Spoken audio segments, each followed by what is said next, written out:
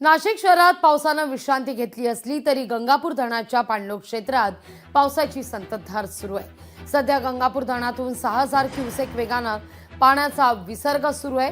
त्यामुळे गोदावरी नदीवर पूरसदृश्य परिस्थिती निर्माण झाली आहे।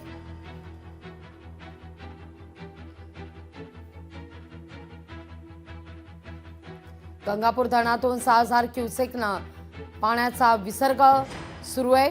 पाणलोट क्षेत्रात गंगापूर धरणात संततधार सध्या सुरू आहे आणि त्यामुळे गोदावरी नदीवर पूरसदृश्य स्थिती ही निर्माण झालेली आहे।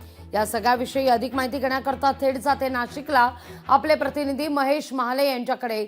महेश, नाशिकमध्ये आजही किंबहुना आताही मुसळधार पाऊस पडतोय आणि त्यातच मोठ्या प्रमाणावर विसर्ग हा सोडण्यात आलेला आहे नदी पात्रामध्ये गंगापूर धरणातून। त्यामुळे पूरसदृश्य परिस्थिती निर्माण होण्याची भीती सुद्धा आहे।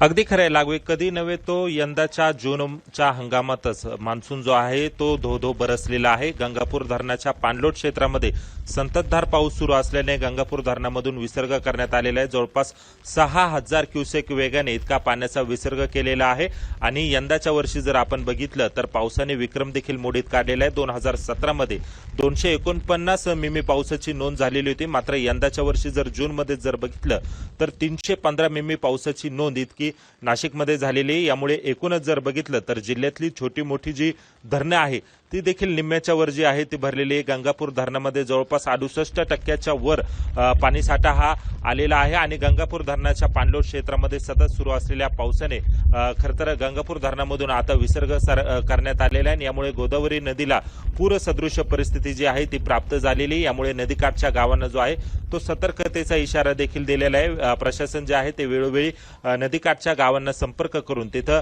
खबरदारी घेण्याच्या सूचना देखील करण्यात येत आहे।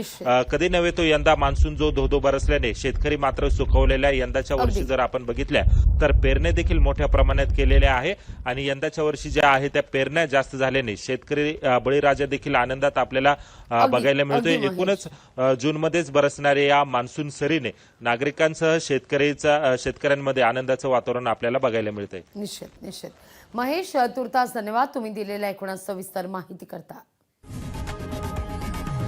लोकशाही मराठी ऐका, पहा, जागरूक रहा।